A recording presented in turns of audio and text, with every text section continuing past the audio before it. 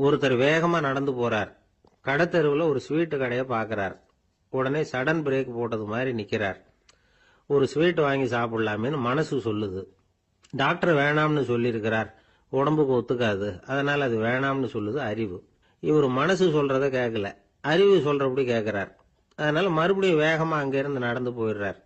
அவர் நல்ல மனுஷன். மனுஷனுக்கு அறிவும் இருக்குது, உணர்ச்சியும் இருக்குது. எதுக்கு எடுத்தாலும் உணர்ச்சி வசப்பட்டுக்கிட்டு இருக்கக்கூடாது. அறிவு வசத்துல நாம இருக்கணும். அப்பதான் நாம நல்லபடியா வாழ முடியும். இல்லைன்னா அவஸ்தை தான். மகாபாரதத்துல சந்தனுன்னு சொல்லி ஒரு அரசன் வர்றான். அவன் ஒரு சமயம் அறிவு வசப்படாம உணர்ச்சி வசப்படுறான். அதாவது ஒரு நாள் கங்கை கரையில ஒரு அழகான பொண்ணை பார்க்கறான். இவனுடைய மனசு அவகிட்ட போயிடுது. அவளை கல்யாணம் பண்ணிக்கிறதுக்கு ஆசைப்படுறான். அந்த பொண்ணு சரின்னு சம்மதிக்கிறா. ஆனா ஒரு நிபந்தனை போடுறா. அந்த நிபந்தனைக்கு சம்மதம்னு சொன்னாதான் உன்னை கல்யாணம் பண்ணிக்குவேன்னு சொல்றா. சரி, அவ போட்ட நிபந்தனை என்ன தெரியுமா? இது மாதிரி நான் உங்க மனசு புண்படுற மாதிரி எந்த காரியம் பண்ணாலும் நீங்க என்ன ஏன்னு கேட்கக்கூடாது. நான் செய்யற காரியத்தை தடுக்கவும் கூடாது. அப்படி நீங்க செஞ்சா அடுத்த கணமே நான் உங்களை பிரிஞ்சு போயிடுவேன். இதுதான் அந்த பொண்ணு போட்ட நிபந்தனை. சந்தன அரசன் இந்த நிபந்தனையை ஒத்துக்கலாமா? இதை அறிவுபூர்வமா யோசிச்சிருந்தா இதுக்கு கட்டுப்பட்டுருக்க மாட்டான். இந்த நிபந்தனைக்கு நான் சம்மதிக்க மாட்டேன்னு தான் சொல்லியிருக்கணும். ஆனா அவன் அந்த நேரத்துல உணர்ச்சி வசத்துல இருந்தான். அதனால நீ என்ன சொன்னாலும் சரின்னு ஒத்துக்கிட்டான். அவளை கல்யாணம் பண்ணிக்கிட்டான். இதனால என்ன ஆச்சு? 7 பச்சை இளம் குழந்தைகளை பிறந்த உடனே அவ கங்கையில தூக்கி எறிஞ்சி கொல்லக்கூடிய கோர காட்சிய இவன் ஒண்ணு பின்னாடி ஒன்னா பார்க்க வேண்டியதா போச்சு. கடைசியில 8வது குழந்தை பிறந்ததுன்னு தான் அவனுடைய அறிவு மேலோங்குது. அந்த கொடிய செயலை தடுத்து நிறுத்துறான். அந்த 8வது குழந்தை தான் பின்னாடி பீஷ்மர் ஆகிறார். ஒரு பக்தி பிரசங்கத்துல ஒரு பேச்சாளர் இந்த விஷயத்தை சொல்லிவிட்டு இன்னொரு விஷயமும் சொன்னார். அது என்னன்னா, சந்தனு மன்னன் அறிவுக்கும் உணர்ச்சிக்கும் நடுவில் அகப்பட்டு தவிச்சதுனால அவன் வம்சத்துல வந்த கௌரவர்கள் உணர்ச்சி வசப்பட்டாங்க, பாண்டவர்கள் அறிவு வசப்பட்டாங்க அப்படின்னு சொன்னார். மனுஷனுக்கு உணர்ச்சியை விட அறிவு மேலோங்கி இருக்கணுங்கிறது சரிதான். ஆனால் அந்த அறிவை எப்படி உபயோகப்படுத்துறோங்கிறது முக்கியம். ஒருத்தர் சொன்னார், சார் இன்னைக்கு கோயம்புத்தூர்ல ஒரு கல்யாணம், அதுக்கு நான் போக முடியலேன்னு நினைக்கும் பொழுது மனசுக்கு ரொம்ப வருத்தமா இருக்குது சார் அப்படின்னார். ரொம்ப உணர்ச்சி வசப்பட்டார். அதுக்காக கவலைப்படாதீங்க சார், ஒரு வாழ்த்து தந்தி கொடுத்துருங்களேன் அப்படின்னார் இன்னொருத்தர். அது எப்படி சார் முடியும்னார் அவரு. நான் தானே சார் கல்யாண மாப்பிள்ளை அப்படிங்கிறார் அந்த ஆள். அவனுக்கு வயசாயிட்டுது. இந்த கவலை பயம் எல்லாமும் அதிகமாயிட்டுது. மரண பயம், ராத்திரியில சரியா தூங்க முடியல, இப்படி ஆயிட்டது நிலைமை. அந்த அரசன் ஏற்கனவே எப்படின்னா போர்க்களங்கள்ல எத்தனையோ பேரை ஓட ஓட விரட்டி இருக்கிறான். இருந்தாலும் இப்ப அந்த துணிச்சல்லாம் எங்கேயோ போயிட்டுது. பேசாம படுத்திருக்கிறான். அப்படியே படுத்தாலும் தான் தூக்கம் வர மாட்டேங்குது. என்ன பண்ணலாம்னு யோசிச்சான் இந்த மன்னன். உடனே எல்லா அமைச்சர்களையும் கூப்பிட்டான். எனக்கு நிம்மதி இல்லை, எதை நினைச்சாலும் பயமா இருக்கு, எனக்கு ஒரு ஆலோசனை சொல்லுங்க அப்படின்னா. என்ன ஆலோசனை வேணும் அப்படின்னு சொல்லி கேட்டாங்க. எனக்கு ஒரு நெருக்கடியான சந்தர்ப்பம் ஏற்பட்டு போச்சுன்னு வச்சுக்கோங்க. அந்த நேரத்துல நீங்க யாருமே என் பக்கத்துல இல்ல ஆலோசனை சொல்றதுக்கு அப்படின்னா, அந்த சமயத்துல எனக்கு உபயோகப்படுற மாதிரி ஒரு வாசகம், பொன்மொழி ஏதாவது சொல்லுங்க. அத நான் என்னுடைய வைர மோதிரத்துக்கு அடியில பதிச்சு வச்சுக்கிறேன் அப்படின்னார். தேவைப்படுறப்ப உதவும் அப்படிங்கறதுனால. அவர் போட்டிருந்த மோதிரமும் அதுக்கு தகுந்த மாதிரியே திறந்து மூடுறது மாதிரி அமைஞ்சிருந்தது. ஏதாவது வாசகம் எழுதுனா உள்ற வச்சுக்கலாம், அதுக்கான வசதி அதுல இருந்தது. அமைச்சர்கள்லாம் யோசனை பண்ணாங்க, இது மாதிரி ராஜா கேட்கிறாரே என்ன வாசகம், அதாவது பொன்மொழி சொல்லலாம் அப்படின்னு எல்லாரும் யோசனை பண்ணாங்க. ஒருத்தருக்குமே சரியா தோணல, ஒரே குழப்பமா இருந்தது. ஏன்னா நெருக்கடியான சமயத்துல உபயோகப்படுறது மாதிரி ஒரு பொன்மொழி வேணும்னு சொல்லியிருக்கிறார். அப்படி இப்படி யோசிச்சு பார்த்தா ஒண்ணுமே தோணல. எல்லாரும் குழம்பிக்கிட்டு இருந்த நேரத்துல ஒரு பெரியவர் அந்த பக்கமா வந்தார். அவர் சொன்னார், நான் வேணும்னா அதுக்கு பொருத்தமா ஒரு வாக்கியம் சொல்றேன், ஆனா ஒரு நிபந்தனை. அதை யாரும் ரொம்ப ஆர்வம் காரணமா அவசரப்பட்டு படிச்சிடக்கூடாது. அதை ரகசியமா அந்த மோதிரத்துக்குள்ள எழுதி வச்சுக்கணும். எப்பவாவது இக்கட்ல மாட்டிக்கிற சமயத்துல மட்டும் வேற வழியே இல்லை அப்படிங்கிற நிலைமையில மட்டும்தான் அதை திறந்து பார்க்கணும். அப்படி நீங்க இருக்கிறதா இருந்தா நான் அதை சொல்றேன் அப்படின்னாரு அந்த பெரியவர். சரின்னு ஒத்துக்கிட்டாங்க எல்லாரும். அதே மாதிரி அவர் ஒரு வாக்கியத்தை சொன்னார். அவர் சொன்ன வாக்கியத்தை ரகசியமா மோதிரத்துக்குள்ள பதிச்சு மூடியாச்சு. ராஜா அதை விரல்ல மாட்டிக்கிட்டார்.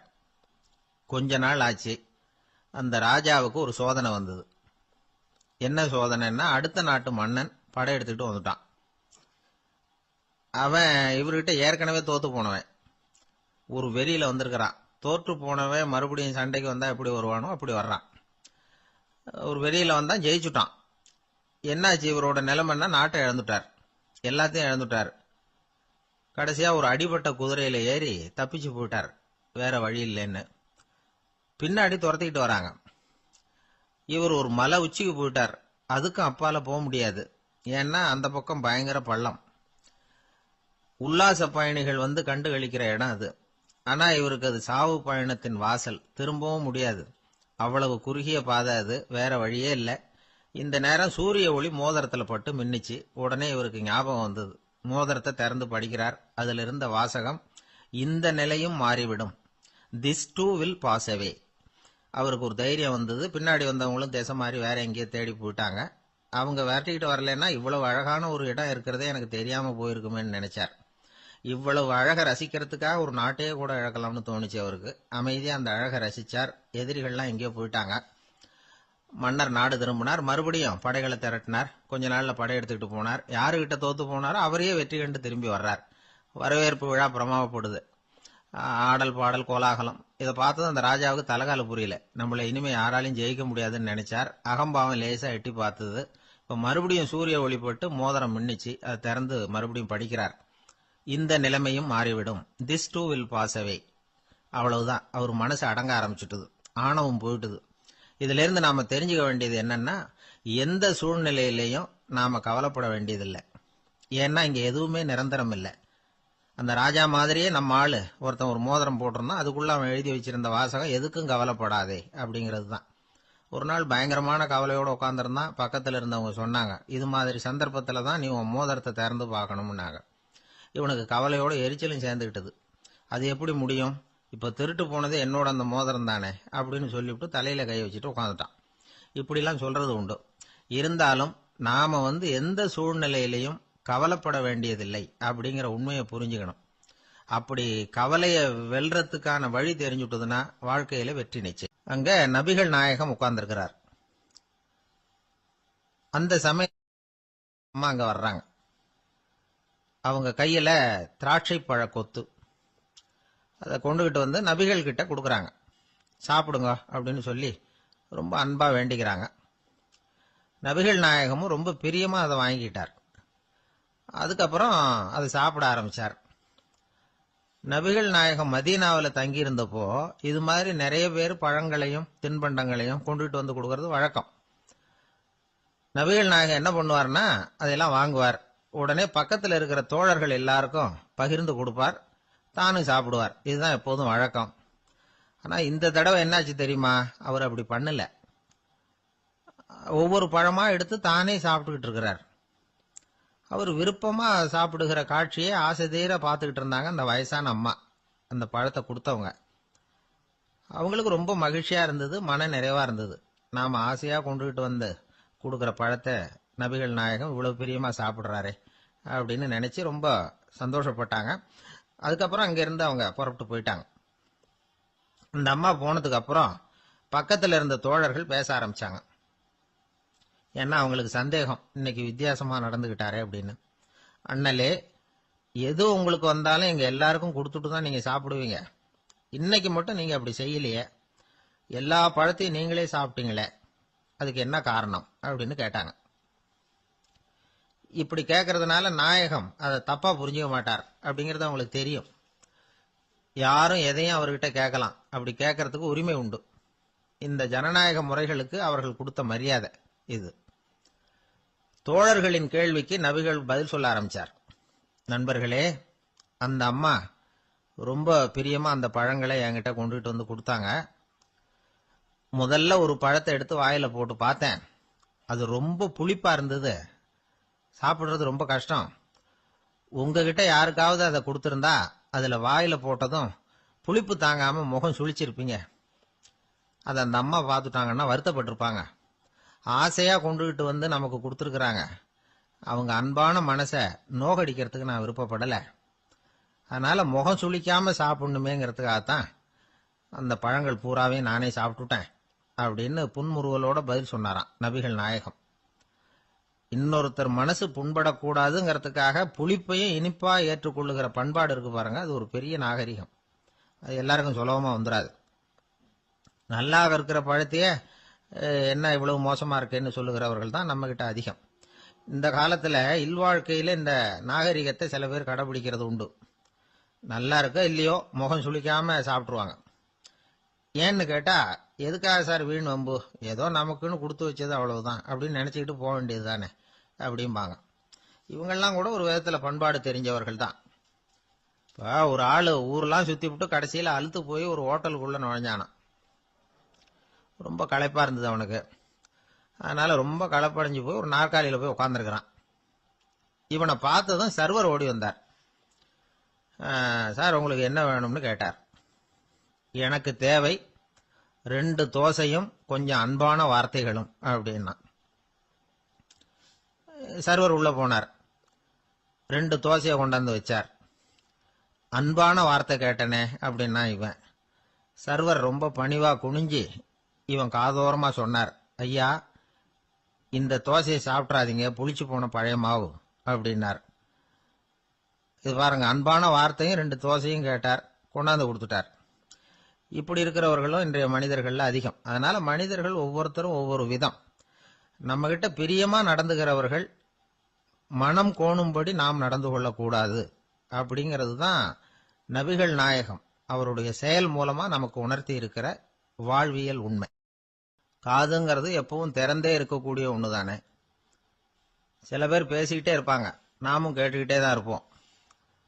அவர் என்ன சொன்னாரு திருப்பி சொல்லு அப்படின்னு சொன்னா சொல்ல தெரியாது. காது சரியா கேட்டாலும் நாம பேசுறத மற்றவங்க சரியா கேட்கறாங்களா அப்படிங்கிறது சந்தேகம்தான். இந்த சந்தர்ப்பத்தில் ஒரு உண்மையை நாம புரிஞ்சுக்கணும். அதாவது என்னன்னா, கேட்பதுங்கிறது வேற, கவனிக்கிறதுங்கிறது வேற. அதாவது கேட்கறதுன்னா அது ஹியரிங், கவனிக்கிறது அப்படின்னா அது லிசனிங். கேட்கறதுங்கிறது தன்னிச்சையா நடக்கக்கூடிய ஒரு செயல். இப்போ ஒரு சாலையில நடந்து போயிட்டு இருக்கிறோம். எவ்வளவோ சத்தம் நம்ம காதுல வந்து விழுந்துகிட்டு இருக்கு. கார் போற சத்தம் கேட்குது, பறவை ஒரு மரத்துல இருந்து கத்துது, அந்த சத்தம் கேட்குது. இப்படி நிறைய வந்து காதுல விழுந்துகிட்டு இருக்கு. ஆனா கவனிக்கிறதுங்கிறது எப்படின்னா, நம்ம முழு மனசை செலுத்தி உன்னிப்பா கேட்கறது.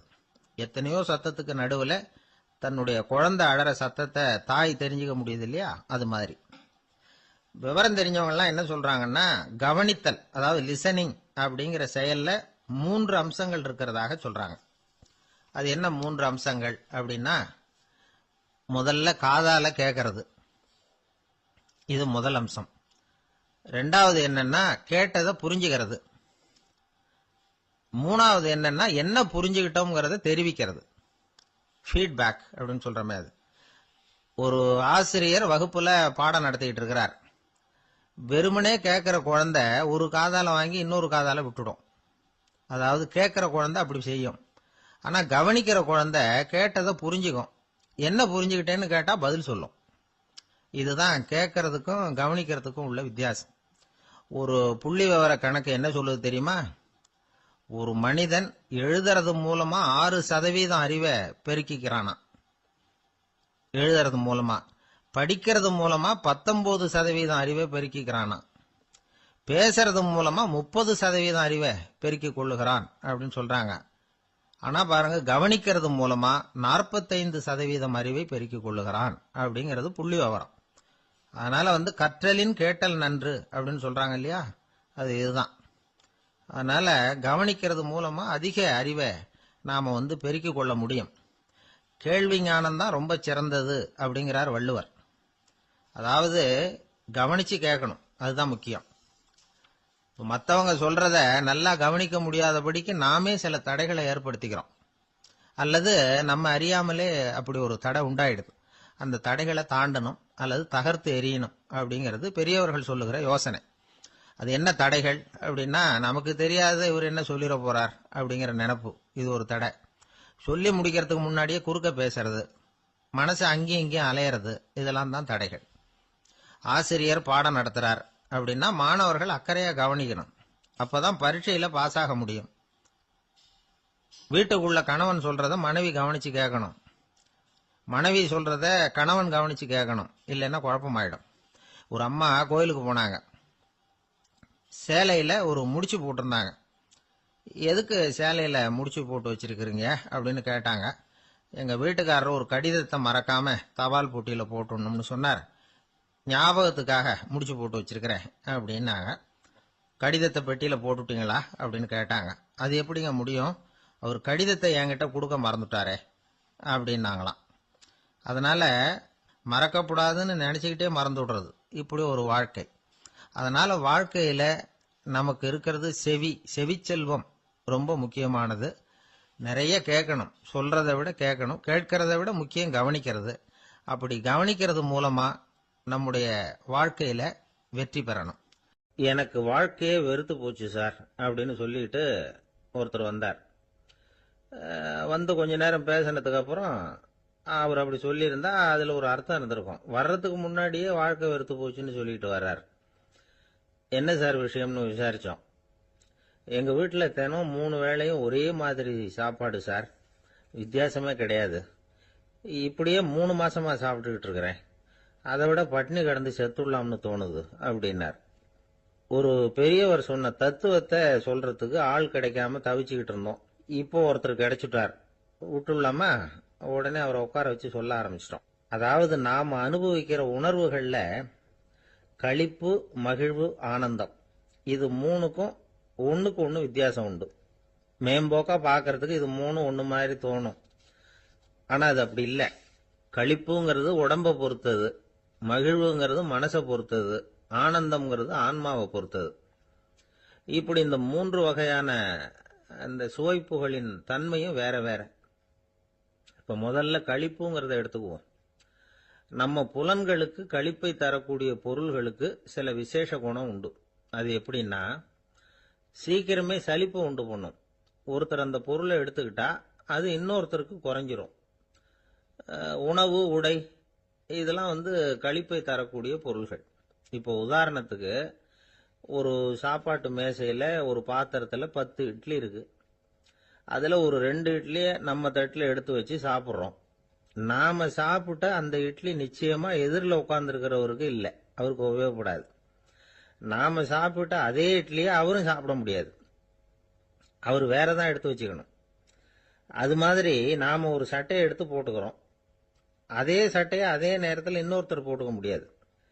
புலன்களுக்கு களிப்பை தரக்கூடிய இது மாதிரி பொருள்கள்லாம் முதல் தடவை நமக்கு கொடுக்கிற களிப்பை 2வது தடவையும் கொடுக்காது. 3வது தடவை இன்னும் குறையும், கடைசியில வெறுப்பாக மாறிடும். ஒவ்வொன்னா இட்லியை தொடர்ந்து சாப்பிட்றோம்னு வச்சுக்கோங்க, முதல் இட்லி தரக்கூடிய சுவையை 30வது இட்லி தராது.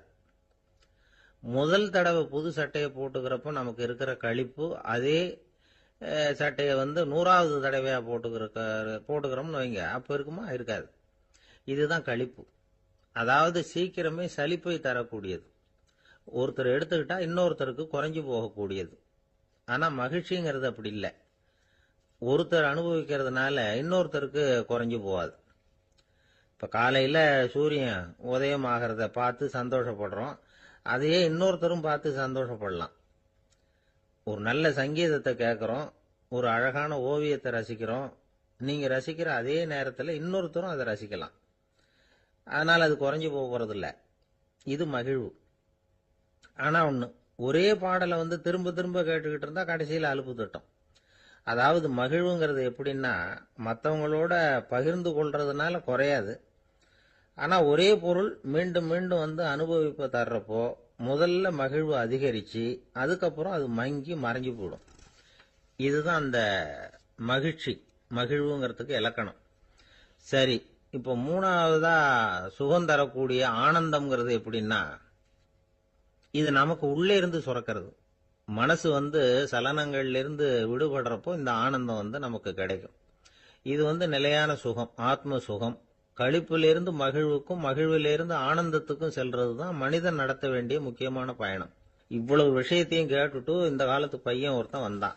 சார், இப்போ நீங்க ஒரு சாப்பாட்டு மேசையில ஒரு 10 இட்லி வைக்கிறீங்க, என்ன உட்கார வைங்க, எதிரில் இன்னொருத்தனை உட்கார வைங்க. நான் களிப்பு மகிழ்வுலாம் தாண்டி நேரடியா ஆனந்தத்துக்கு பயணம் பண்ணி காட்டுறேன் அப்படின்னா. ஒன்றும் புரியல அவன் சொன்னது. அது எப்படி, என்ன பண்ணுவ நீ அப்படின்னு சொல்லி கேட்டோம் ஆச்சரியமா. 2 இட்லி சாப்பிட்டா தானே சார் களிப்பு, நான் 10 இட்லியும் மொத்தமா சாப்பிட்டுருவேன், அடுத்தவனுக்கு எதுவும் கிடைக்காது, அவனுக்கு கிடைக்காதபடி நாமே சாப்பிட்டுறோம்ல, அதுதானே நமக்கு ஆனந்தம் அப்படின்னு அதுக்கு ஒரு விளக்கம் சொல்றான். ஒரு ஆளை அடையாளம் கண்டுபிடிக்கணும்னா அதுக்கு சுலபமான வழி என்ன? முகத்தை பார்த்து கண்டுபிடிக்கிறது தான். ஆனா மனுஷன் தப்பு பண்ண ஆரம்பிக்கும் பொழுது அவனை கண்டுபிடிக்கிறதுக்கு வேற வழிகளை தான் கையாள வேண்டியிருக்கு. கைரேகை அதுக்கு ரொம்ப உபயோகப்படுது. கைரேகைகள் ஒருத்தருக்கு இருக்கிறது மாதிரி இன்னொருத்தருக்கு இருக்கிறது இல்லை. பல் வரிசையும் அப்படிதான். ஏமாத்துறவங்க அதிகமா போனா இருக்கிறவங்க எச்சரிக்கையா இருக்க வேண்டியிருக்குது. பயோமெட்ரிக்ஸ் அப்படிங்கிறது ஒரு பெரிய தொழில்நுட்பம். இதை உபயோகப்படுத்தி சில பாதுகாப்பு உத்திகளை எல்லாம் உருவாக்கி இருக்கிறாங்க அமெரிக்காவில். வீட்டுக்கு சொந்தக்காரர் குரல் கொடுத்தா கதவு திறக்கும், அல்லது அவர் கை வச்சா கதவு திறக்கும். மற்றவங்க யாரு என்ன பண்ணாலும் கதவு திறக்காது. இது ஒரு முறை. அவரோட குரல் அல்லது கைரேகை ஒரு எலக்ட்ரானிக் சாதனத்துல ஏற்கனவே பதிவு பண்ணப்பட்டிருக்கும். இவர் குரல் கொடுக்கறப்போ அல்லது கையை வைக்கிறப்போ அதை ஒப்பிட்டு பார்த்து சரியா இருந்தா கதவு திறக்கிறது மாதிரி ஒரு ஏற்பாடு. இதே மாதிரி ஒருத்தரோட விழித்திரையில உள்ள இரத்த குழாய் அமைப்பு பாருங்க, அது கூட ஒருத்தருக்கு இருக்கிறது மாதிரி இன்னொருத்தருக்கு இருக்கிறது இல்லை. அதனால அதை வச்சு அடையாளம் கண்டுபிடிக்கக்கூடிய சாதனங்களும் இப்ப பழக்கத்துக்கு வந்தாச்சு. கைரேகையை ஒப்பிடுற சாதனத்தை விட விழித்திரை இரத்த குழாய் அமைப்பை அடையாளம் காணுற சாதனம் இருக்கு பாருங்க, இது ரொம்ப நுட்பமானது. இது நம்ப தகுந்தது. ஒரு ஆளை அடையாளம் கண்டுபிடிக்கிறதுக்கு இது எடுத்துக்கிற நேரம் 1 வினாடி தான். ஒரு கருவி இருக்கும், அதுல உள்ள ஒரு சிறு துளையில கண்ணை வச்சு பார்க்கணும். உடனே இந்த சாதனம் குறைந்த சக்தி உள்ள இந்த அக சிவப்பு ஒளியை பாய்ச்சி அவரது விழித்திரையின் இரத்த குழாயை ஆராய்ச்சி பண்ணி ஏற்கனவே அதோட நினைவு பெட்டகத்துல பதிவு பண்ணி வச்சிருக்கிறோமே அந்த அமைப்புகளோட இதை ஒப்பிட்டு பார்த்து சரியான ஆள் தானா இல்லையா அப்படின்னு அடையாளம் காட்டிவிடும். குரலை வச்சு அடையாளம் கண்டுபிடிக்கிறதும் இந்த பயோமெட்ரிக்ஸ் முறைகள்ல ஒண்ணு. ஒரு நபரோட குரல்ல டிஜிட்டல் குறியீடுகளை மாத்தி பதிவு பண்ணிக்கிட்டு மீண்டும் அதே குரலை இனம் காணக்கூடிய சாதனங்கள் ஏற்கனவே அமெரிக்காவில எல்லாம் விற்பனைக்கு வந்தாச்சு. ஒரு ஆளுக்கு ஜலதோஷம் பிடிச்சிருந்தா கூட அந்த சாதனம் சரியாவே கண்டுபிடிச்சிருமா. குரலை மாத்தி பேசுறவங்க கூட இந்த கருவியை ஏமாத்த முடியாது. இத ஆஸ்பத்திரிகள், வங்கிகள்ல உள்ள இரும்பு பெட்டக காப்பறைகள் இங்க எல்லாம் உபயோகப்படுத்தலாம். குழந்தைகள் உள்ள இடங்களுக்கு இது ரொம்ப உபயோகப்படும். கதவு பூட்டிக்கிட்டுதுன்னு வச்சுக்கோங்க, கதவை திறக்கிறதுக்கு சாவி உபயோகப்படுத்த தெரியாத குழந்தைகள் குரல் எழுப்பிய கதவை திறந்துட முடியும். எதிர்காலத்தில் இந்த பயோமெட்ரிக்ஸ் முறை இன்னும் பல ஆச்சரியங்களை ஏற்படுத்தும் அப்படின்னு எதிர்பார்க்கறாங்க. ஸ்டியரிங்க தொட்டதுமே காரு ஸ்டார்ட் ஆயிடும், சாவி வேண்டியதில்லை. காரு சொந்தக்காரர் தொட்டாதான் ஸ்டார்ட் ஆகும், வேற யாராவது தொட்டா ஸ்டார்ட் ஆகாது. ஒரு மனுஷனோட நடை, அவர் டைப்ரைட்டரை தொடுகிற விதம், இதையெல்லாம் வச்சு கூட ஆளை அடையாளம் காணக்கூடிய தொழில்நுட்பம் வரலாம். என்னதான் தொழில்நுட்பம் வளரட்டும், குடும்பத்துக்குள்ள நடக்கிற திருட்டுகளை கண்டுபிடிக்கிறது ரொம்ப கஷ்டம். ஒரு வீட்டுல பெட்டியில இருந்த பணம் காணாம போச்சு, வீட்டுக்காரரோ அல்லது பையனோ தான் எடுத்திருக்கணும். பெட்டியை திறந்து பார்த்தா அந்த வீட்டுக்காரம்மா இதுல இருந்து பணத்தை எடுத்தது நிச்சயமா என் வீட்டுக்காரர் தான் அப்படின்னு சொல்ல முடியல அவங்களால. யோசிச்சாங்க, என்னம்மா இப்படி யோசிக்கிறீங்களேன்னு கேட்டிருக்காங்க. நிச்சயமா இந்த பணத்தை எடுத்தது என் வீட்டுக்காரர் இல்லை அப்படின்னு உறுதியா சொல்லிவிட்டாங்க அந்த அம்மா. இது கேட்டவங்களுக்கு ரொம்ப ஆச்சரியமா இருந்தது. அந்த வீட்டுக்காரருக்கு இது ரொம்ப பெருமையா இருந்தது. அது எப்படி அவ்வளவு கரெக்டா சொல்றீங்க அப்படின்னு கேட்டிருக்கிறாங்க. அப்ப அந்த அம்மா சொல்லிச்சான், பெட்டியில இன்னும் கொஞ்சம் பணம் மிச்சம் இருக்குது, இவர் எடுத்திருந்தாருன்னா அப்படி மிச்சம் வச்சிருக்க மாட்டார், அதனாலதான் அப்படி சொன்னேன் அப்படின்னாங்க. ஒரே ஒரு ஊர்ல ஒரு அம்மா இருந்தாங்க. அந்த அம்மாவுக்கு ஒரே ஒரு பிள்ளையாண்டான். அவனுக்கு ரொம்ப அக்கறையோட கல்யாணம் பண்ணி வச்சாங்க. கல்யாணம் முடிஞ்சதும் மருமக பொண்ணு வீட்டுக்கு சேர்ந்தது. அப்பாடா, என் கடமை முடிஞ்சது, இனிமே அக்கடான்னு எங்கேயாவது ஒரு மூலையில படுத்து கிடக்கலாம் அப்படின்னு நினைச்சாங்க அந்த அம்மா. ஆனா நினைக்கிறபடி எங்க நடக்குது? அதுக்கப்புறம் தான் பிரச்சனையே ஆரம்பமாச்சு. மருமகள் குணம் சரியில்லை, ஒரு மாதிரி. அந்த பொண்ணு வீட்டுக்கு வந்ததுமே முதல் வேலையா மாமியாரை பார்த்து, அதுதான் நான் வந்துட்டேன்ல, இனிமே உங்களுக்கு என்ன வேலைங்க, புறப்பட வேண்டியது தானே, காசி ராமேஸ்வரம்னு எங்கேயாவது போங்க அப்படின்னுட்டு தான். மாமியார் பார்த்தாங்க, கொஞ்சம் யோசனை பண்ணாங்க. இந்த பாருமா, நீ இப்படி சொல்றதுக்கு முன்னாடியே வீட்டை விட்டு புறப்படணுங்கிற முடிவுக்கு நான் வந்துட்டேன். வீட்டை மட்டும் இல்ல, இந்த உலகத்தை விட்டே கூட போறதுக்கு தயாரா இருக்கிறேன். ஆனா ஒரே ஒரு விஷயத்துக்காக என் உயிரை கையில பிடிச்சிக்கிட்டு இருக்கிறேன் அப்படின்னாங்களாம். என்ன விஷயம்னு கேட்டது இந்த மருமக பொண்ணு. வேற ஒண்ணும் இல்ல, என் பிள்ளைக்கு கல்யாணம் பண்ணி வச்சுட்டேன். ஒரு பேர புள்ள பிறந்து அதை என் கண்ணால பார்த்துட்டேன்னா நான் எங்க வேணும்னாலும் போறதுக்கு தயாரா இருக்கிறேன் அப்படின்னாங்களாம் அந்த மாமியார். மாமியார் இப்படி சொல்றதுலயும் நியாயம் இருக்கிறதாக பட்டுது அந்த பொண்ணுக்கு. சரி, அப்படியே இருந்து பார்த்துட்டு போகலாம் அப்படின்னு அனுமதி கொடுத்தது. கொஞ்ச காலத்துல ஒரு பேரன் பிறந்தான். அந்த அம்மாவும் பேரனை கண்ணால பார்த்துட்டாங்க. சரி, பேரனை பார்த்தாச்சுல்ல, இனிமே புறப்பட வேண்டியது தானே அப்படின்னது மருமக பொண்ணு. மாமியார் பார்த்தாங்க. நீ சொல்றது சரிதாம்மா, அதுல ஒன்றும் தப்பு இல்லை. என்னோட பேரன் உங்களை அம்மா அப்பான்னு கூப்பிடுறத என் காது குளிர கேட்டுட்டு போயிடுறேனே அப்படின்னாங்களாம். சரி, அந்த ஆசையும் நிறைவேறட்டும் அப்படின்னு காத்துக்கிட்டு இருந்தாங்க. பேரன் வளர்ந்தான், நடந்தான், பள்ளிக்கூடம் போனா, பெரியவனானான். மருமக பொண்ணு மறுபடியும் மாமியாரை விரட்ட ஆரம்பிச்சுட்டுது. இன்னும் புறப்படலையான்னு. இதை பாருமா, இது வரைக்கும் இருந்துட்டேன். பேரனோட கல்யாணத்தையும் கண்ணால பார்த்தாதான் இந்த கட்டை வேகும் போல இருக்குது அப்படின்னு சொல்லி ஒரு மாதிரியா பேச ஆரம்பிச்சாங்க. இதுவும் நியாயமான ஆசையாக தான் படுது அப்படின்னு அது யோசிச்சிருக்கு அந்த பொண்ணு. சரின்னு அதுக்கும் ஒத்துக்கிட்டது. உடனே பேரனுடைய கல்யாணமும் முடிஞ்சது ஒரு வழியா. இனிமே ஒரு நொடி கூட இங்க இருக்கக்கூடாது, புறப்படுங்க அப்படின்னு மாமியாரை விரட்டிச்சான் அந்த பொண்ணு. இப்ப அந்த மாமியார் தன்னோட மருமகளை பார்த்து சொல்றாங்க, இதோ கிளம்பிட்டேம்மா, என் மூட்டை முடிச்செல்லாம் கட்டிக்கிட்டேன், புறப்பட்டுட்டேன். அப்படியே நீயும் உன் துணிமணிகளை மூட்டை கட்டிக்கிட்டு கிளம்பிரும், என்னோட சேர்ந்து 2 பேருமா சேர்ந்து போயிடலாம் அப்படின்னாங்களாம். அந்த பொண்ணு முழிக்குது. முழிக்காதே, உனக்கும் ஒரு மருமக வந்துட்டா, இனிமே நீயும் ஒரு மாமியார் தானே, உனக்கும் இனிமே இங்க வேலை இல்லை, புறப்படு அப்படின்னாங்களாம். அப்பதான் அந்த பொண்ணு சிந்திக்க ஆரம்பிச்சுதான், தன்னோட தவறு புரிஞ்சுதான். இந்த தகவலை கேட்டுக்கிட்டு இருக்கிற மருமகள்லாம் இதை பத்தி கொஞ்சம் யோசிச்சு பார்க்கணுங்கிறதுக்காகத்தான் இதை சொல்றோம் மாமியார்கள் சார்பா. கொஞ்ச நாளைக்கு முன்னாடி ஒரு பொண்ணை பார்த்து பேசுற சந்தர்ப்பம் கிடைச்சது ஒரு கல்யாண வீட்டில். அந்த பொண்ணு சொல்லிச்சு, சார், எனக்கு கல்யாணம் ஆகி 15 வருஷம் ஆகுது, நான் மாமியார்கிட்ட சண்டை போட்டதே இல்லை அப்படின்னு ரொம்ப அடக்கமா சொல்லிச்சு. அது எப்படிம்மா சாத்தியமாச்சுன்னு கேட்டோம். எனக்கு கல்யாணம் ஆகி 15 வருஷம் தான் ஆச்சு, ஆனா என் மாமியார் செத்து போய் 20 வருஷத்துக்கு மேல ஆயிட்டுது அப்படின்னுது. லோகமானிய பாலகங்காதர திலகர் இருந்தார்ல, அவருக்கு 15 வயசுலயே கல்யாணம் நடந்துதான். மனைவி பேரு தபிபாய். ரொம்ப பெரிய குடும்பத்து பொண்ணு, நல்ல குணம். அவங்க குடும்பம் நடத்திக்கிட்டு இருக்கிறாங்க. அந்த காலத்துல திருடர்கள் பயம் அதிகம். இந்த காலத்துல மட்டும் என்னன்னு கேக்குறீங்களா? நீங்க கேக்குறது நியாயம்தான். இருந்தாலும் இந்த காலத்து திருடனுக்கும் அந்த காலத்து திருடனுக்கும் ஒரு முக்கியமான வித்தியாசம் உண்டு. அதாவது அந்த காலத்து திருடன்லாம் நியாயம் அநியாயம் பாக்குறது உண்டு, இந்த காலத்துல அப்படி பாக்குறது இல்லை. அந்த காலத்துல திருட வர்றவங்கள்ட்ட கூட ஒரு தார்மீக உணர்வு உண்டாம்.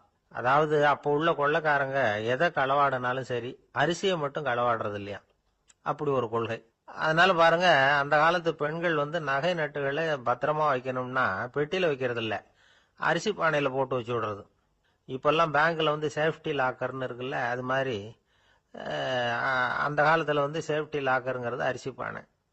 இந்த வளையல், மூக்குத்தி, தோடு இப்படி எதுவா இருந்தாலும் அதுல போட்டு பத்திரமா வச்சிருவாங்க. திருடன் அரிசி பானை பக்கம் போறதில்ல. ஏன்னா சாப்பிடுற விஷயத்துல கை வைக்கக்கூடாது, அது பாவம் அப்படின்னு அவன் நினைக்கிறான். திலகரோட மனைவி தபிபாயும் அதே மாதிரி தன்னுடைய ஆபரணங்களை ஒரு அரிசி பானைக்குள்ள போட்டு மூடி வச்சிருந்தாங்களாம். இப்படி இருந்தப்போ ஒரு நாள் ஒரு பிச்சைக்கார பொண்ணு வீடு வீடா பிச்சை கேட்டுக்கிட்டே வந்திருக்குது. திலகர் வீட்டுக்கும் தர்மம் போடுங்க தாயே அப்படின்னு தான் அந்த பொண்ணு. அந்த அம்மா தபிபாய் காதுல இது விழுந்திருக்கு. உடனே கை நிறைய அரிசி அள்ளிட்டு போட்டிருக்கு. பாத்திரத்துல அரிசியை போட்டதுக்கு அப்புறம் தான் தெரியுது, பளிச்சுன்னு கண்ணுல படுது. அதாவது அந்த அம்மாவோட வைர மூக்குத்தி ஒண்ணு அரிசியோட சேர்ந்து அந்த பிச்சைக்கார பொண்ணு பாத்திரத்துல போய் விழுந்துட்டுது. இந்த அம்மாவுக்கு மனசுக்குள்ள குழப்பம், என்ன இப்படி ஆயிட்டுதே, மூக்குத்தி போயிட்டுதே, பிச்சை பாத்திரத்துல இருந்து அதை எப்படி எடுக்கிறது அப்படின்னு தயக்கம். வாயை திறந்து அதை கேட்கறதுக்கும் கூச்சம். திண்ணையில உட்கார்ந்து இருந்த திலகர் இவ்வளவையும் பார்த்துக்கிட்டு இருக்கிறார். மனைவியின் மனசுக்குள்ள நடக்கிற மௌன போராட்டத்தை அவர் நல்லா புரிஞ்சுக்கிட்டாராம்.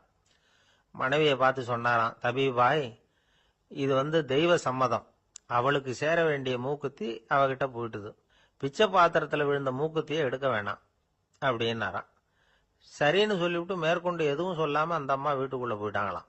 இந்த காலத்துல எல்லாம் அது மாதிரி நடக்குமா? வெறும் அரிசியை போட்டுட்டு விவகாரம் பண்ணிட்டு இருக்க மாட்டோமா? ஒரு பெரிய மனுஷன் வீட்டுக்கு ஒரு பிச்சைக்காரன் வந்தான். ஐயா, நாங்க பிச்சைக்காரங்கள்லாம் சேர்ந்து ஒரு சங்கம் வச்சிருக்கிறோம், அதுக்கு நிதி சேர்க்குறோம், அதுக்கு ஒரு 100 ரூபா கொடுத்தீங்கன்னா எங்களுக்கு பெரிய உதவியாக இருக்கும் அப்படின்னானா. அதெல்லாம் ஒன்றும் கொடுக்க முடியாது போ அப்படின்னாராம் அவர். அப்படின்னா ஒரு 50 ரூபாயாவது கொடுங்களேன் அப்படின்னு இருக்கான். அதுவும் முடியாதுன்னு சொல்லிவிட்டார். 25 ரூபா அப்படின்னு இருக்கான். எதுவும் முடியாது அப்படின்னாராம். சரிங்க, இவ்வளவு பெரிய வீட்டுக்கு வந்துட்டு வெறுங்கையோட திரும்புறது நல்லா இருக்காது, அதனால சும்மா ஒரு 1 ரூபா மட்டுமாவது கொடுங்க அப்படின்னு இருக்கான் அவன். ஒரு பைசா கூட என்கிட்ட கிடையாது அப்படின்னு விட்டாரான் இவர். அப்படின்னா நீங்க ஒரு காரியம் பண்ணுங்களேன் அப்படின்னானா அவன். என்ன செய்யணும் அப்படின்னு இருக்கார்.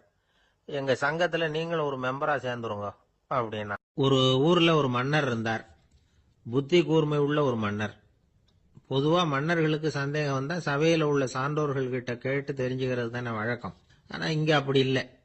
மற்றவங்களுக்கு சந்தேகம் வந்தா மன்னர்கிட்ட வந்து கேட்டு தெரிஞ்சுக்குவாங்க. அது மாதிரி கேட்டு தெரிஞ்சுக்கிறதுக்காக ஒரு பெரியவர் ஒரு நாள் வந்தார். அவர் கையில 3 பொம்மைகள் வச்சிருந்தார். 3 ஒரே மாதிரி பொம்மைகள், கொஞ்சம் கூட வித்தியாசம் தெரியல. ஏது இந்த பொம்மைன்னு கேட்டார் மன்னர். எனக்கு வேண்டியப்பட்ட ஒருத்தங்கிட்ட இருந்து இதை வாங்கிட்டு வந்திருக்கிறேன். நான் தான் அவன்கிட்ட இந்த பொம்மையை செஞ்சு கொடுக்க முடியா கேட்டுக்கிட்டேன். அவன் ரொம்ப புத்திசாலி, அவன் தான் இதை செஞ்சு கொடுத்தான். ஆனா அதுல ஒரு சிக்கல் அப்படின்னார். என்ன பிரச்சனைன்னு கேட்டிருக்காரு இவர். நான் அவன்கிட்ட கேட்டது 3 விதமான பொம்மைகளா இருக்கணும்னு கேட்டேன். அவன் என்னடான்னா 3 ஒரே மாதிரியா செஞ்சு கொடுத்துட்டான் அப்படின்னார். அவங்கிட்டயே கேட்கறது தானே அப்படின்னு இருக்காரு இவர். கேட்டேன், அவன் என்ன சொல்றான்னா இது 3 ஒரே மாதிரி பொம்மை கிடையாது, 3 விதம், ஒண்ணுக்கு ஒண்ணு வித்தியாசம் இருக்குது. இந்த 3 பொம்மையும் 3 விதமான நண்பர்களுக்கு உதாரணங்கள் அப்படின்னு சொல்றான். எனக்கு ஒன்றும் புரியல, அதுதான் உங்ககிட்ட வந்தேன் அப்படின்னார். சரி, அந்த பொம்மைகளை இப்படி கொடுங்க அப்படின்னு வாங்கினார் மன்னர். எடுத்துக்கிட்டு உள்ள போனார். கொஞ்ச நேரம் கழிச்சு வெளியில வந்தார். அதுக்கப்புறம் சொன்னார், இத பாருப்பா, அவன் சொன்னது சரிதான், 3 விதம் தான். இது இருக்குதே முதல் பொம்மை, இது உத்தமமான நண்பனுக்கு உதாரணம். இந்த 2வது பொம்மை இது மத்தியமமான நண்பனுக்கு உதாரணம். அந்த 3வது பொம்மை இருக்குதே அது மோசமான நண்பனுக்கு உதாரணம். இதை செஞ்சவன் உண்மையிலேயே பெரிய அறிவாளி தான் அப்படின்னாராம். வந்தவருக்கு ஒன்றும் புரியல. பார்த்தா ஒன்றும் வித்தியாசம் தெரியலையே அப்படின்னு அவன் குழம்பி போய் நிக்கிறான். இப்போ அந்த மன்னர் விளக்கம் கொடுக்கிறார். அந்த 3 பொம்மையையும் எடுத்து முன்னாடி வச்சார். ஒரு மெல்லிய கம்பிய கையில எடுத்தார். அந்த முதல் பொம்மை காதுல விட்டார். கொஞ்ச தூரம் உள்ள போய் அப்படியே நின்னுட்டுது அந்த கம்பி. அப்புறம் 2வது பொம்மை காதுல அந்த கம்பியை விட்டார். அந்த கம்பி என்னாச்சுன்னா அப்படியே அது வாய் வழியா வெளில வந்தது. 3வது பொம்மை காதுல கம்பியை செலுத்தினார். அது நேரா இன்னொரு காது வழியா வெளியில வந்தது.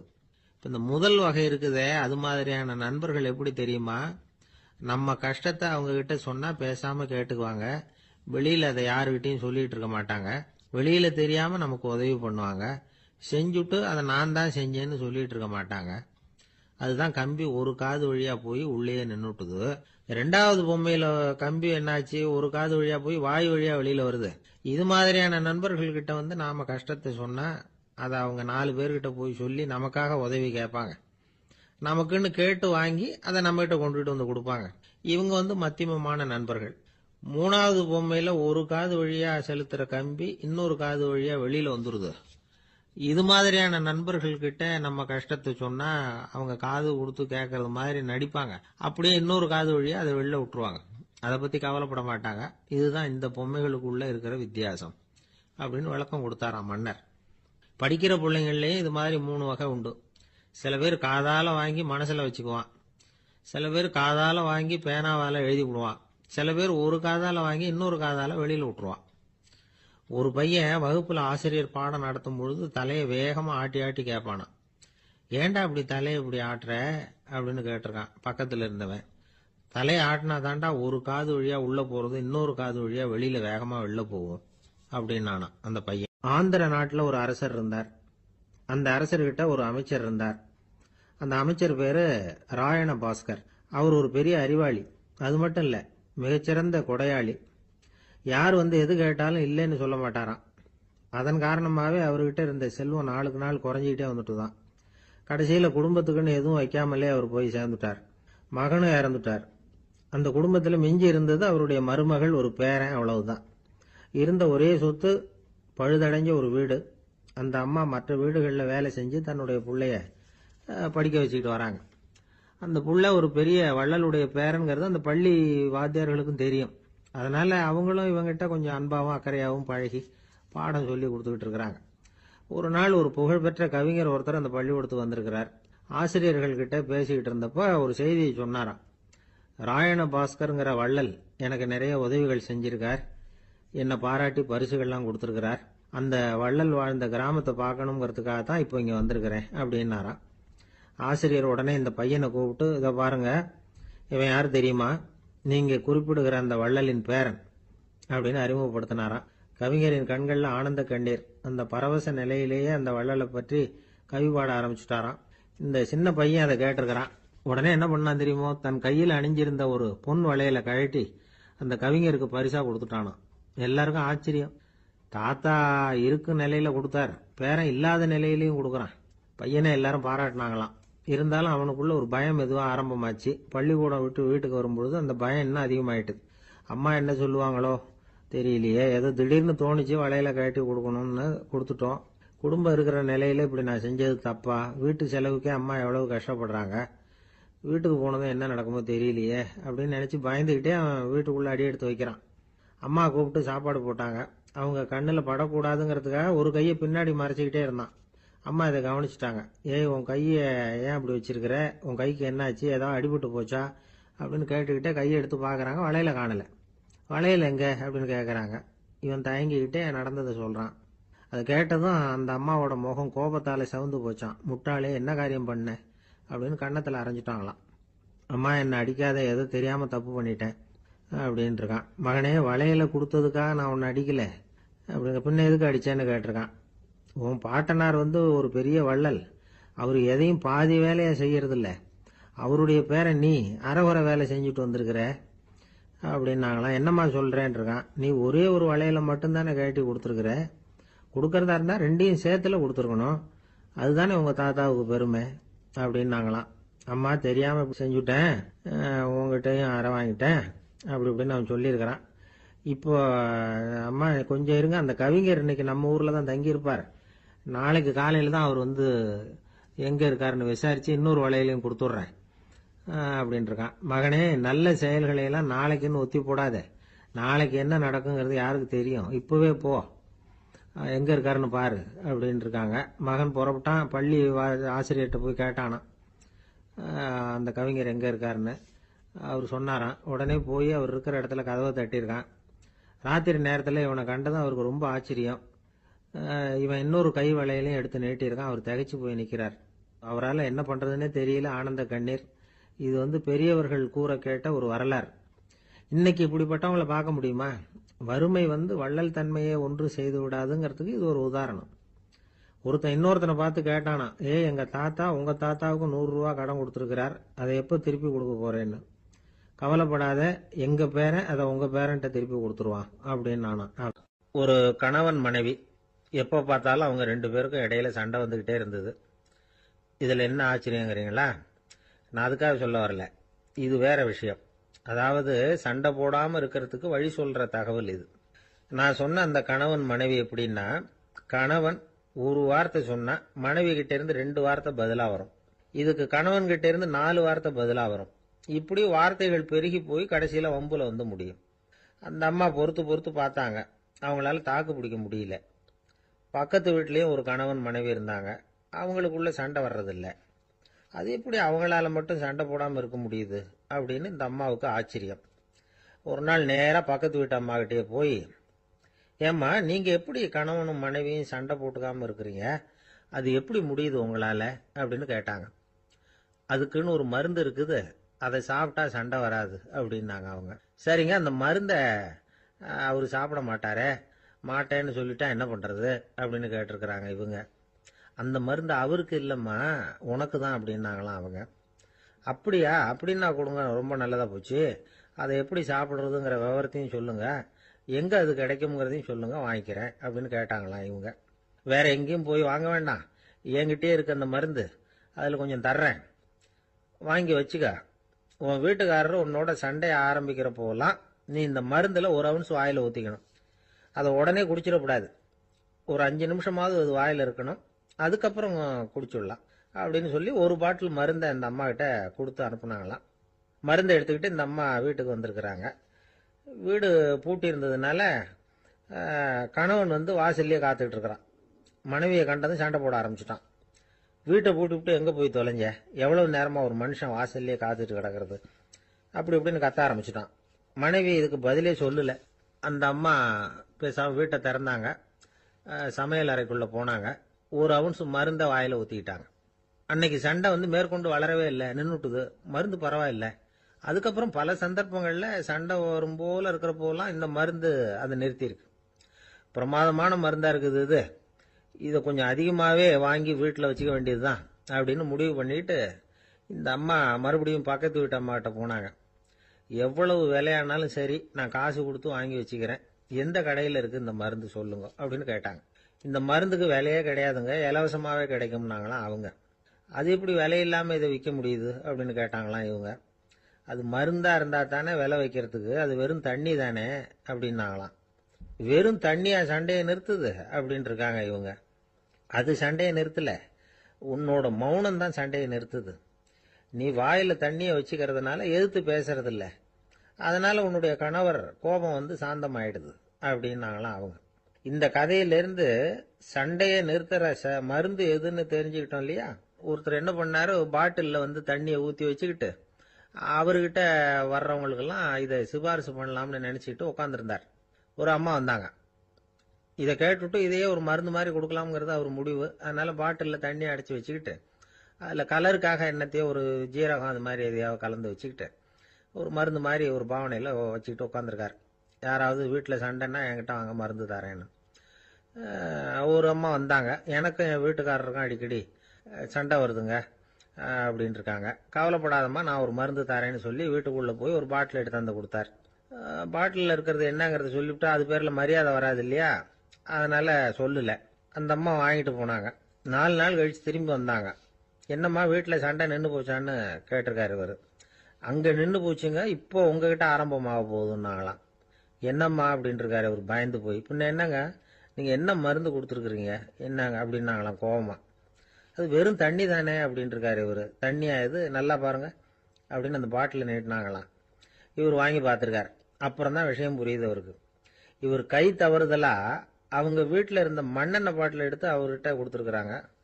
அப்புறம் என்ன ஆகும், சண்டை வராம. காஞ்சிபுரத்துல பல்லவ ராஜா ஒரு கோவில் கட்டினார், கைலாசநாதர் கோவில். அதுக்கு கும்பாபிஷேகம். கும்பாபிஷேகம் பண்றதுக்கு ஒரு நாள் குறிப்பிட்டு அதுக்கு வேண்டிய ஏற்பாடுகள்லாம் பண்ணினார்.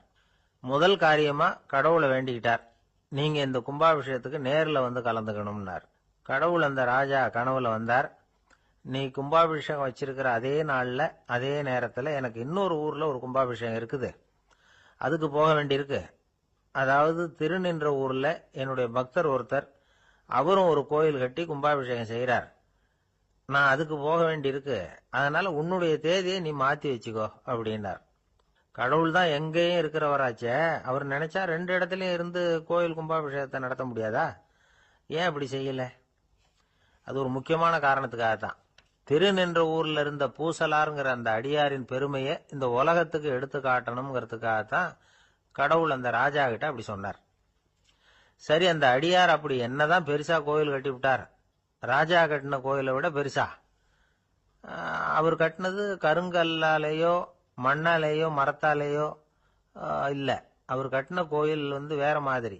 அது வந்து மனசால கட்டின கோயில், மனசுக்குள்ள இருக்கிற கோவில், மனக்கோவில். அந்த அடியார் தன்னோட மனசுக்குள்ள மாசக்கணக்கா ஒவ்வொரு கல்லா சேர்த்து கட்டின கோவில். இந்த விஷயம் ராஜாவுக்கு தெரியாது. அவர் என்ன நினைச்சுட்டாரு, அது நாம கட்டின கற்கோயிலை விட ரொம்ப பெருசா இருக்கும் போல இருக்கு அப்படின்னு நினைச்சுட்டாரு. சரி, அப்பேற்பட்ட அந்த கோயிலை வந்து தரிசனம் பண்ணிவிட்டு வருவோம் அப்படின்னு நினைச்சு ராஜா திருநின்ற ஊருக்கு போறார். அங்க போய் பார்த்தா கோயிலையும் காணும், ஒன்னையும் காணும். கடைசியில பூசலார் கட்டின மனக்கோவில் தான் அதுங்கிறத அவர் புரிஞ்சுக்கிறார். உடனே அந்த அடியாரின் காலில் விழுந்து வணங்குறார். அவரோ, இது மனசால முயன்ற கோவில், இதுக்கு இத்தனை பெருமையா அப்படின்னு ஆச்சரியப்படுறார். இதுல ஆச்சரியப்படுறதுக்கு ஒண்ணும் இல்ல. ஆண்டவன் விரும்புறது அகபக்தியையே தவிர புற தோற்றங்களே அல்ல. இதை நாம புரிஞ்சுக்கிட்டோம்னா நமக்குள்ள எந்த வேறுபாடுகளும் வர்றதுக்கு வழியே இல்லை. இன்னொரு ராஜா இருந்தார். அவர் ஆண்டவனுக்கு படைக்கிறதுக்காக ஒரு தார் நல்ல செவ்வாழைப்பழமா எடுத்துக்கிட்டு போகணும்னு நினைச்சார். அதனால முத நாளே அதை வாங்கிட்டு வர சொன்னார் வேலைக்காரங்கிட்ட. வேலைக்காரன் போனான், கடத்தெருவில் ஒரு தார் பழம் வாங்கினான். வர்ற வழியில அவன் குடிசை. அப்படியே எட்டி பார்த்துட்டு போவோமேன்னு நினைச்சான். போனான். அங்க இவனோட குழந்தை பாவம் பசியால கத்திட்டு இருக்கு. இவன் பார்த்தான், இவ்வளவு பெரிய தாரில் ஒரு 2 பழம் எடுத்தா தெரியவா போகுது அப்படின்னு நினைச்சு ஒரு 2 பழத்தை பிச்சு அந்த குழந்தைகிட்ட கொடுத்தான். அது அதை வாங்கி வயிறார சாப்பிட்டது. பசி அடங்குச்சு. விளையாட போயிட்டுது. இவன் அதுக்கப்புறம் வாழைப்பழத்தை எடுத்துக்கிட்டு அரண்மனைக்கு வந்தான். 2 பழம் பிச்சிருக்கிறது ராஜாவுக்கு தெரிஞ்சு போச்சு. இவன் உண்மையை சொல்லிவிட்டான். உடனே ராஜா, கடவுளுக்கு படைக்க வேண்டிய பொருளை குழந்தை வந்து எச்சில் பண்ண விட்டுருக்கியே அப்படின்னு சொல்லி அவனை கட்டி வச்சு சாட்டையால் அடிச்சார் பாவம். மறுநாள் பழத்தை கோயிலுக்கு எடுத்துட்டு போனார். கடவுள் முன்னாடி வச்சார். கடவுள் கண்ணை திறந்து பார்த்தார். பழம்லாம் அழுகி இருக்குது. என்ன இது அழுகி போன பழம் அப்படின்னார். ராஜா முழிச்சார். நல்லா தானே இருந்தது அப்படின்னு நினைச்சார். அப்போ கடவுள் அந்த ராஜா கிட்ட சொன்னாராம், இத பாருப்பா, இந்த தாரில் 2 பழம் தான் நல்ல பழம். அந்த 2 பழங்களையும் நேத்திக்கே நான் சாப்பிட்டுட்டேன் அப்படின்னாராம். அப்பதான் ராஜாவுக்கு புரிஞ்சுது, ஏழை குழந்தையின் பசியை தீர்க்கறதுக்காக உதவுன அந்த 2 பழம் தான் இறைவன் சாப்பிட்ட பழம்னு. இறைவன் இருக்கிற இடம் எது? இதுதான். உங்க பையன் எப்படி சார் இருக்கான் அப்படின்னு விசாரிச்சார் ஒருத்தர். அவன் என்ன சார், எதை சொன்னாலும் காதில் வாங்க மாட்டேங்கிறான், அவன் பாட்டுக்கு போறான் வர்றான் அப்படின்னு சொல்லி அழுத்துக்கிட்டார் அப்பா. பெரியவங்க சொல்றதை சின்ன பிள்ளைங்க கேட்கறது இல்லைங்கிறது ஒரு குறை. பெரியவங்க சொல்றது சின்ன பிள்ளைங்க காதலையே விழறது இல்லைங்கிறது ஒரு குறை. இது கொஞ்சம் சீரியஸான விஷயம், கவனிச்சு பார்க்கணும். ஒரு குழந்தைக்கு காது சரியா கேட்குதா இல்லையா அப்படிங்கிறத நாம தான் கவனிச்சு பார்த்து கண்டுபிடிக்கணும். அதுவா நம்ம கிட்ட தவழ்ந்து வந்து, அப்பா எனக்கு காது கேட்கல, அழைச்சிட்டு போங்க டாக்டர்கிட்ட அப்படின்னுலாம் சொல்லிக்கிட்டு இருக்காது. அது சரி, ஒரு குழந்தைக்கு காது சரிவர கேட்குதா இல்லையா அப்படிங்கிறத முன்கூட்டியே நாம தெரிஞ்சுக்கிறது எப்படி? அதுக்கு சில வழி இருக்கு. உங்க குழந்தைய கொஞ்சம் அப்படியே கவனிச்சு பாருங்க. அடிக்கடி ஜலதோஷம், காதுல அரிப்பு ஏற்படுதா, மூக்கு வந்து விரிவாகவும், அப்புறம் வந்து டான்சில், அடினாய்டு, சத அழற்சி, இது மாதிரி ஏதாவது இருக்கா, வாயிலிருந்து எச்சில் ஒழுகுதா, குழந்தை வாயினால சுவாசிக்குதா, பற்கள் வந்து முன்னாடி தள்ளி வளருதா, இதெல்லாம் அதுக்கு அறிகுறி. அப்புறம் இந்த VBDF TH இப்படி இந்த ஒலிகள் சேர்ந்த வார்த்தைகளை வந்து குழந்தை வந்து சரியா புரிஞ்சுக்காது. இப்போ உதாரணத்துக்கு பட்டுன்னு சொல்லு குழந்தை அப்படின்னீங்கன்னா அது வந்து கட்டுன்னு சொல்லும். அதாவது பட்டு சவுண்டை அதால புரிஞ்சுக்க முடியல. அப்புறம் உங்க குழந்தை வந்து உங்களை உறக்க பேச சொல்றானா, அடிக்கடி கேள்வி கேட்கறானா, சாப்பிட்றப்போ கவனம் இல்லாம இருக்கானா, படிப்புல போதுமான முன்னேற்றம் இல்லையா, வகுப்புல சரியா கவனிக்கிறது இல்லையா, இப்படிலாம் இருந்தா ஆரம்பத்திலேயே டாக்டர் கிட்ட அழைச்சிட்டு போய் சிகிச்சையை வந்து ஆரம்பிச்சுடலாம், குணப்படுத்தி போடலாம். குழந்தைக்கு காது சரியா கேட்கலன்னா நீங்க செய்ய வேண்டியது என்ன தெரியுமா? அவனுக்கு காது கேட்கலங்கிறதுக்காக அவன் முன்னாடி சத்தம் போட்டு பேசக்கூடாது. மெதுவா சீரா பேசணும். அவனை பார்த்து பேசணும். உங்க உதட்டு அசைவுகள் வந்து அவனுக்கு உதவும். அதை பார்த்தே புரிஞ்சுக்குவான். நீங்க வாயில வெத்தலை பாக்கு போட்டுக்கிட்டோ புகை பிடிச்சிக்கிட்டோ பேசக்கூடாது. அப்படி பேசினா அவனால அந்த உச்சரிப்பை சரியா புரிஞ்சுக்க முடியாது. ஒரு வார்த்தையை சொல்றீங்க, அவனுக்கு புரியல அப்படின்னா அதே வார்த்தையை மறுபடியும் சொல்லணும். அவனுக்கு நீங்க முதல்ல சொன்ன வார்த்தை புரியலன்னு நினைச்சுக்கிட்டு மறுபடியும் திருப்பி சொல்றப்போ அதே அர்த்தம் வரக்கூடிய வேற வார்த்தையை சொல்லக்கூடாது. இப்படிலாம் நடந்துகிட்டா அவனுக்கு வந்து மன திடத்தை ஏற்படுத்த முடியும். இல்லைன்னா அவனுக்கு வந்து தாழ்வு மனப்பான்மை வந்துடும். குழந்தைக்கு காது கோளாறுன்னா ஆரம்பத்திலேயே டாக்டர் கிட்ட அழைச்சிட்டு போனா போதும், குணப்படுத்தி விடலாம். அப்புறம் பார்த்துக்கலாமே அப்படின்னு அலட்சியமா இருந்துட்டாதான் கஷ்டம். சில பேர் கோபத்துல சின்ன பிள்ளைங்க காதை பிடிச்சி திருகிறது உண்டு. இது ரொம்ப தப்பு. காது கையோட வந்துட்டா என்ன பண்றது? ஒரு வேடிக்கை கதை, அது கதை தான், நிஜமா நடந்தது இல்லை, அது மாதிரி நடக்கவும் நடக்காது. ஒரு வேடிக்கைக்காக சொல்லப்படுற கதை. அதாவது ஒரு வீட்டில் அப்பா வந்து அம்மாவை பார்த்து சொல்லிட்டு இருக்கார், இதை பாரு, நாளைக்கு காலையில் என்னை சீக்கிரம் எழுப்பி விட்டுரு, நான் செங்கல்பட்டு வரைக்கும் போயிட்டு வர வேண்டியிருக்கு அப்படின்னாராம். இதை அவங்க பையன் காதில் வாங்கிட்டு இருக்கான். அப்பாவுக்கு சிரமம் வேண்டாமே அப்படின்னு நினைச்சு அவனே காலையில யாருக்கும் தெரியாம எழுந்திருச்சு புறப்பட்டு செங்கல்பட்டு போட்டான். சாயந்தரமா திரும்பி வந்தான். அப்பா பையனை காணாம அலமோதிக்கிட்டு இருக்கிறார். சாயந்தரமா பையனை பார்த்ததும் எங்கடா போயிட்டு வந்தேன்னு கேட்டார் கோவமா. செங்கல்பட்டுக்கு போயிட்டு வந்தேப்பா, நீ வீணா அலைய வேண்டாமேன்னு அப்படின்னா. எதுக்குடா போனேன்னு அதட்டினார். அதான்ப்பா, நீ நேற்று வந்து அம்மா கிட்ட சொல்லிக்கிட்டு இருந்த, அதை காதில் வாங்கினேன், உனக்காக நான் போயிட்டு வந்தேன் அப்படின்னா. உடனே எந்த காதில் வாங்கினேன் அப்படின்னு சொல்லி காதை பிடிச்சி திருகுனார். அந்த காது கையோட வந்துட்டுது. இது நடந்து கொஞ்ச நாள் கழிச்சு அந்த அப்பாவும் பையனும் கடத்தெருவில் போய்கிட்டு இருக்கிறாங்க. எதிரில் ஒரு நாய் ஓடி வந்தது. அதுக்கு 2 காதும் இல்லை. என்ன இது, இந்த நாய்க்குட்டிக்கு 2 காதும் இல்லை அப்படின்னாரு அப்பா. அதுக்கு பையன் சொல்றான், அப்பா அது 2 தடவை செங்கல்பட்டுக்கு போயிட்டு வந்துருவோம் அப்படின்னு. ஒரு காட்டுல ஒரு முனிவர் இருந்தார். ஒரு நாள் அவரை தேடிட்டு 4 பேர் வந்தாங்க. சுவாமி, எங்களுக்கு ரொம்ப நாளா ஒரு சந்தேகம்னாங்க. என்னன்னு கேட்டார். இந்த உலகத்துல எவ்வளவோ காரியங்கள் நடக்குது, எது நியாயம் எது அநியாயம் அப்படின்னு புரிஞ்சுக்க முடியலன்னாங்க. அது யாராலையும் புரிஞ்சுக்க முடியாதுன்னார் முனிவர். வந்தவங்களுக்கு ஆச்சரியமா போச்சு. ஒரு மாதிரியா பார்த்தாங்க. இத முனிவர் கவனிச்சார். சரி, புறப்படுங்க என்னோடன்னார். எங்கன்னு கேட்டாங்க. இப்போ உங்க 4 பேரையும் ஒரு புஷ்பக விமானத்துல அழைச்சிட்டு போறேன். இந்த உலகத்துல சர்வசாதாரணமா நடக்கக்கூடிய ஒரு காட்சியை உங்களுக்கு காட்ட போறேன். நீங்க பார்க்க போற அந்த காட்சி நியாயமா அநியாயமா அப்படிங்கறத என்கிட்ட சொல்லணும். நீங்க சரியான பதில் சொன்னா புஷ்பக விமானத்துல தொடர்ந்து பிரயாணம் பண்ணலாம். தவறான பதில் சொன்னா இந்த புஷ்பக விமானம் உங்களை கீழே தள்ளி விட்டுரும் அப்படின்னார். 4 பேருக்கும் பயம்தான். இருந்தாலும் முனிவர் கூப்பிடுறாரு அப்படின்னு சொல்லி புறப்பட்டாங்க. அவங்க எல்லாரும் புறப்பட்டு ஒரு காட்டு வழியா போய்கிட்டு இருக்கிறாங்க புஷ்பக விமானத்துல. அங்க நடக்கிற ஒரு காட்சியை காட்டுறார் முனிவர். அதோ அங்க பாருங்கன்னார். அந்த விமானத்துல இருந்தபடியே எல்லாரும் கீழே குனிஞ்சு பாக்குறாங்க. அங்க ஒரு தாய் புலி அப்பதான் குட்டி போட்டிருக்கு. குட்டிகளை ஈன்ற உடனே பசிக்கு இறை தேடி அந்த பக்கமா வருது. அதே நேரம் ஒரு தாய் மான், அதுவும் அப்பதான் குட்டி போட்டிருக்கு. அதுவும் இதே மாதிரி குட்டிகளை ஈன்ற உடனே பசிக்கு இறை தேடி அந்த பக்கமா வருது. இப்ப அந்த புலி அந்த மானை அடிச்சு போட்டுடுது. அதுவும் சாப்பிடுது, குட்டிகளுக்கும் கொடுக்குது. இப்போ அந்த புலிக்குட்டிகள் முகத்துல மகிழ்ச்சி, தாயை இழந்த அந்த மான் குட்டிகள் முகத்துல துக்கம்.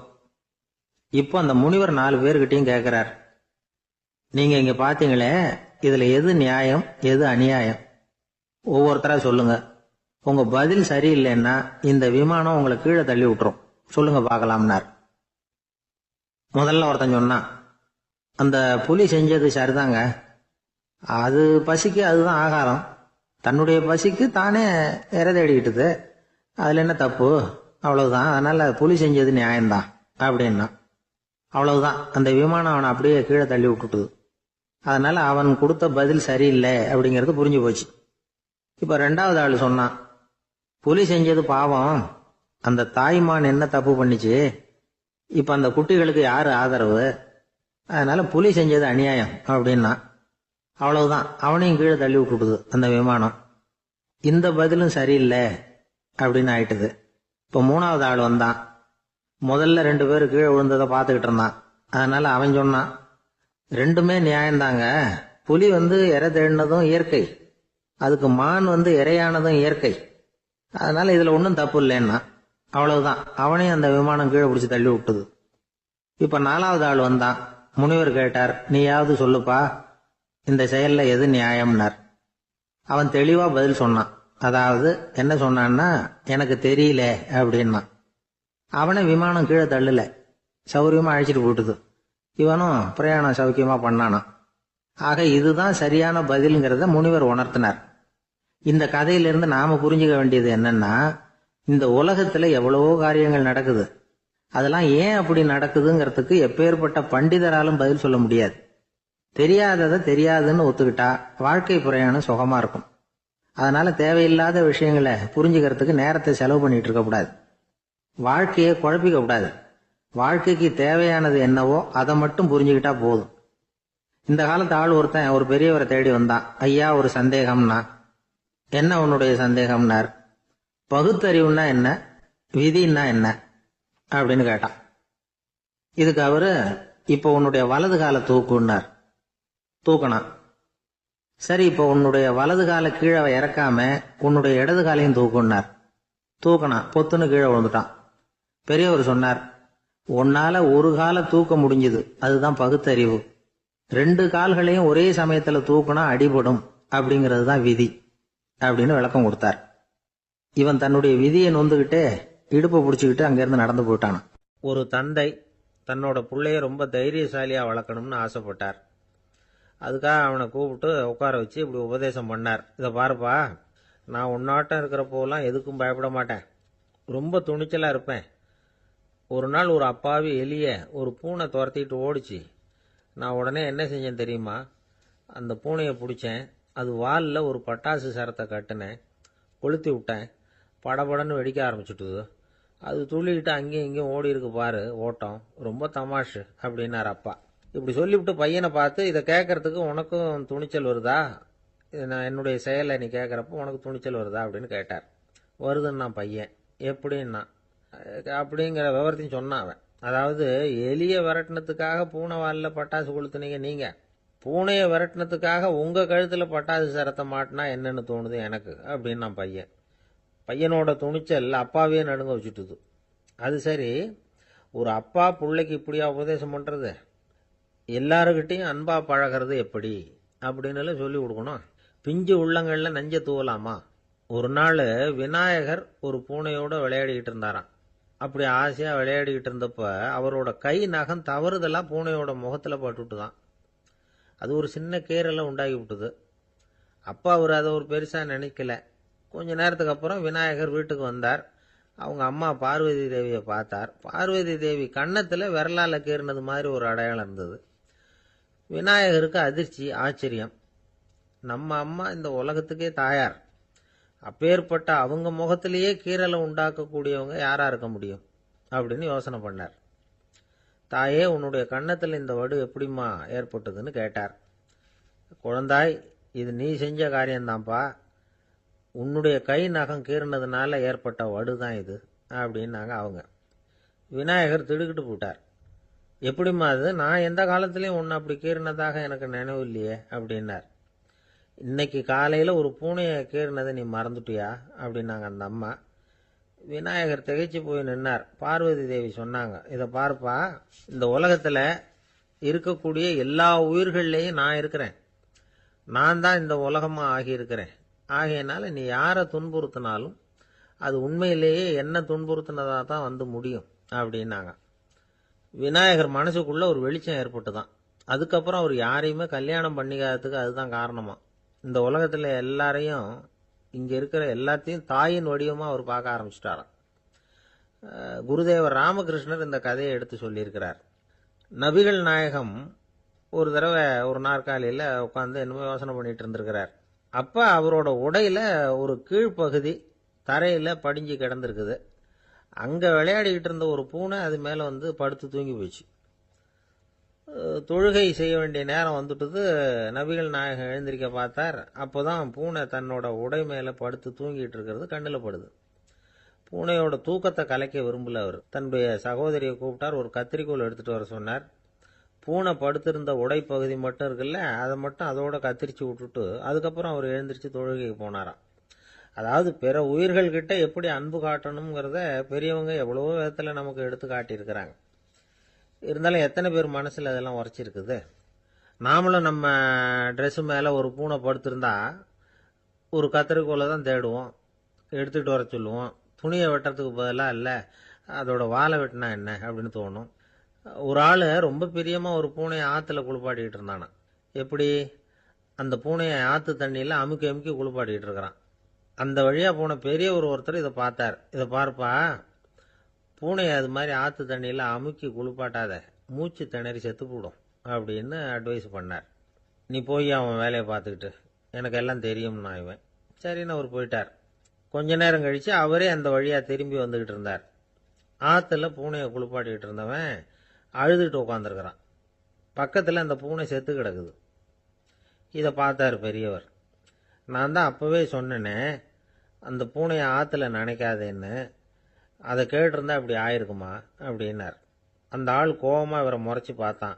அட போய்யா, இந்த பூனை ஆத்துல குளிச்சதுனால ஒன்றும் செத்து போகல, குளிச்சதுக்கு அப்புறம் அதோட உடம்பு ஈரமா இருக்குதுன்னு அதை புழிஞ்சேன், அதனாலதான் இப்படி ஆயிட்டுது அப்படின்னு நானா.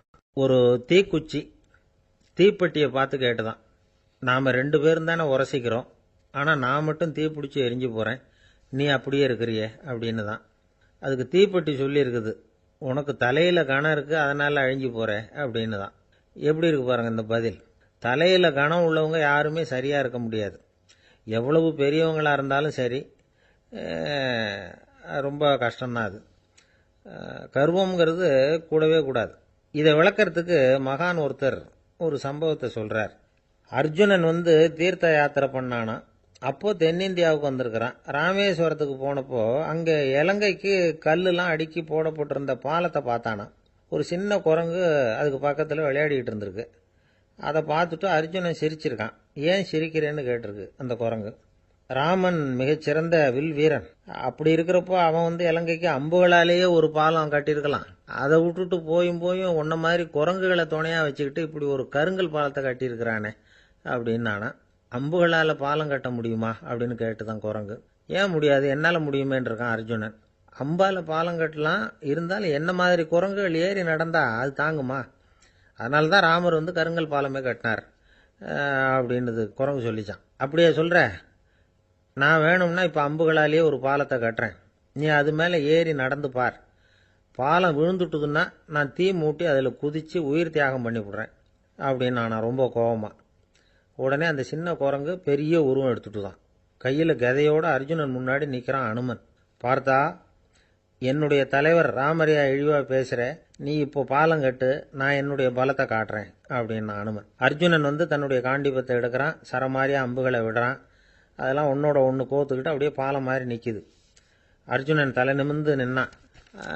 அனுமன் உயர கிளம்பி அங்கேருந்து பாலத்தில் பொத்துன்னு இறங்கினான். பாலம் அப்படியே நொறுங்கி போச்சு தூள் தூளா. என்ன அர்ஜுனா, இப்போ என்ன செய்ய போற அப்படின்னா ஏளனமா. அர்ஜுனன் தலையை தொங்க போட்டுக்கிட்டான். சொன்னபடி தீ மூட்டி அதில் குதிக்கிறதுக்காக 3 தடவை சுற்றி வந்தான்.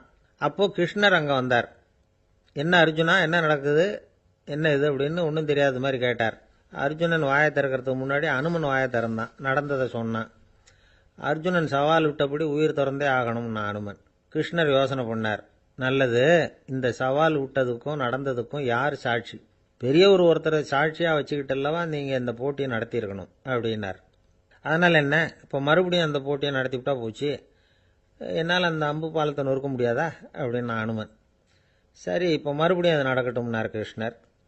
அர்ஜுனன் அம்பு பாலம் அமைச்சான். அனுமன் ஏறி குதிச்சான். பாலம் அசைஞ்சு கொடுக்கவே இல்லை, அவ்வளோ உறுதியாக இருக்குது. இப்போ அனுமன் தலையை குனிஞ்சிக்கிட்டான். அர்ஜுனன் நன்றியோடு நிமிர்ந்து பார்த்தான். கிருஷ்ணருடைய தோள்கள்லேயும் முதுகளையும் ரத்தம். என்ன சுவாமி, என்ன நடந்ததுன்னு நான் பதறி போய், உன் அம்பு பாலத்தை நான் தான் மூட்டு கொடுத்து தாங்கிட்டு இருந்தேன். அனுமன் குதிச்சப்போ என் மேலே ஏற்பட்ட காயங்கள் இவை. பின்ன உன்னுடைய அம்பு பலத்தினாலேயா பாலம் நின்னுதுன்னு நினைக்கிற அப்படின்னாராம். முதல்ல அர்ஜுனன் அப்புறம் அனுமன் 2 பேருக்குமே கர்வ பங்கம் ஆயிட்டு தான். அதாவது அவங்க கிட்ட இருந்த கர்வம் போயிட்டுது. யாரா இருந்தாலும் கர்வம் கூடாதுங்கிறத இதிலிருந்து நாம புரிஞ்சுக்கணும். இந்த காலத்துல நாமெல்லாம் எந்த விஷயத்துக்கெல்லாம் கர்வப்பட்டுட்டு இருக்கோம் தெரியுமா? 2 பெண்கள் தங்களுடைய கணவன்மார்களை பத்தி ரொம்ப பெருமையா பேசிக்கிட்டாங்களாம். அதுல ஒரு அம்மா சொல்லியிருக்கு, என் வீட்டுக்காரர்கிட்ட எந்த சப்ஜெக்ட் கொடுத்தாலும் சரி அந்த விஷயத்தை பத்தி அழகா 1 மணி நேரம் பேசுவார் அப்படின்னாங்களாம்.